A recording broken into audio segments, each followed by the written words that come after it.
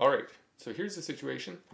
I am selling a Nikon D780 that I've had for about a year. I won't get into the reasons of selling it. Great camera, especially for photo, and it's actually quite good for video as well. But yeah, planning on selling it. And so in the process of doing that, I was looking up shutter actuations to list on my online listing. So I'm doing a screen recording here, and we can jump over to that. So I was looking up how many shutter actuations I had racked up on this camera. I did buy it secondhand, but I wanted to see where it was at. So open the last picture that I took of a different lens that I'm selling here. And if we go scroll down to image number, 252,085. So I'd only had the camera for about a year. It's in great condition physically, so that was a bit of a surprise. But I couldn't remember, I got it secondhand, and the guy that I got it from, I couldn't remember if I'd actually asked him how many shutter actuations there were.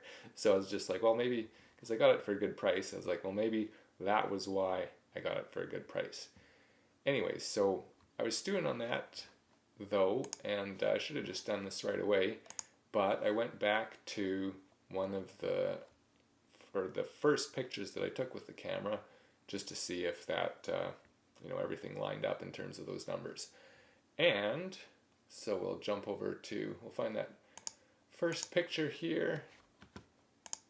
So it was a picture of my hand here, and so we open it up, and there, image number 75,290. So that made a bit more sense. That kind of fit with what I thought it should be at. So, and I'll just check the next image in the sequence here, and we'll just show that it is indeed incremented just a single one up, and yes, 75,291.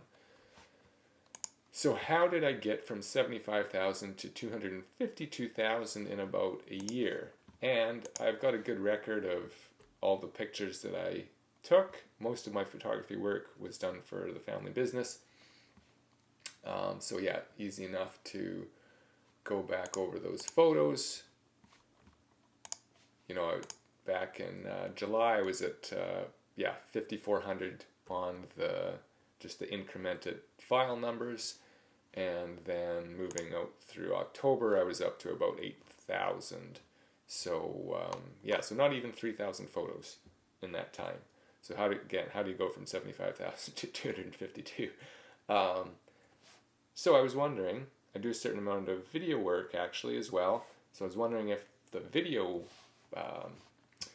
taking videos had some effect on it. So I did a bit of a test here.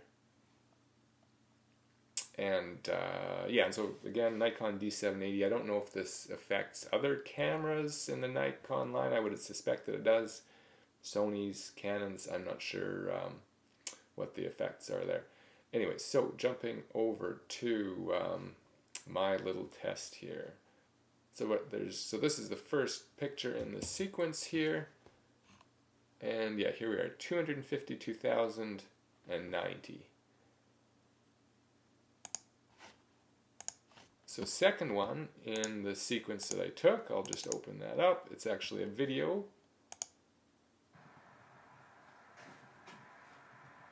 Out on the city streets here. Number 2. Second in the image sequence. Okay, good. Now third, 252,091. So it doesn't even count video play or record. So in a DSLR, you hit the live view button to lock up the mirror so that the sensor can actually continuously capture the video. That isn't counted at all.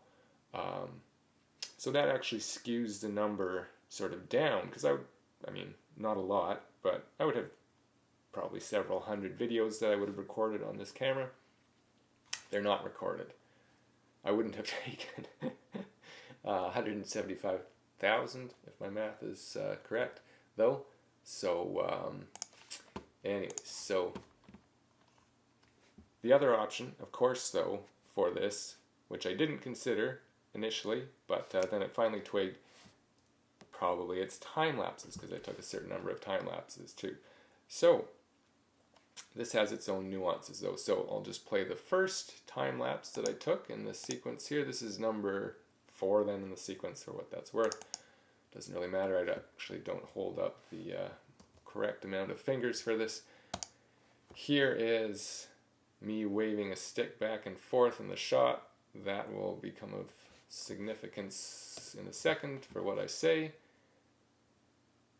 So there's one video time lapse. That was for a minute that I recorded these for, and capturing an image once every half second.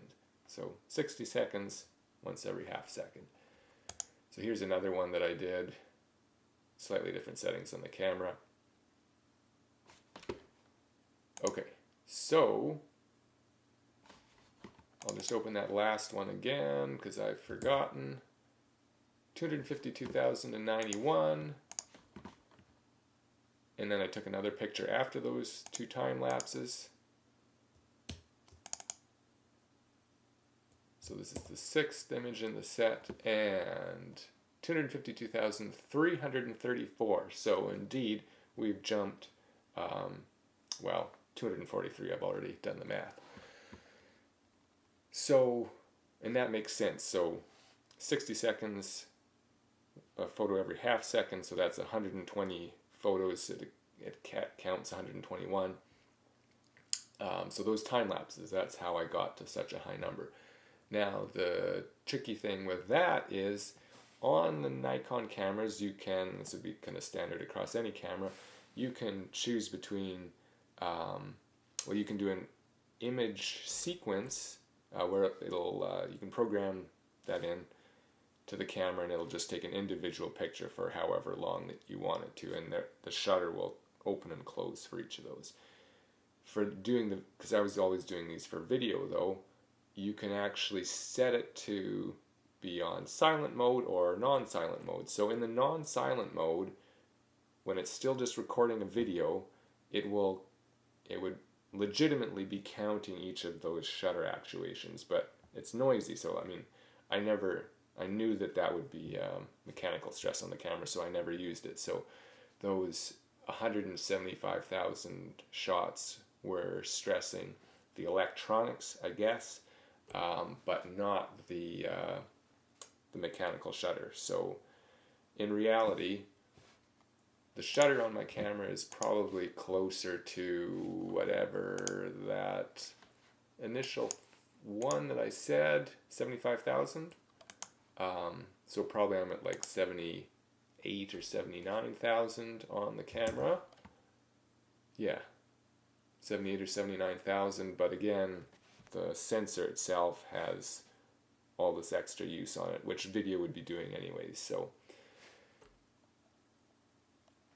really there should be like shutter actuations and then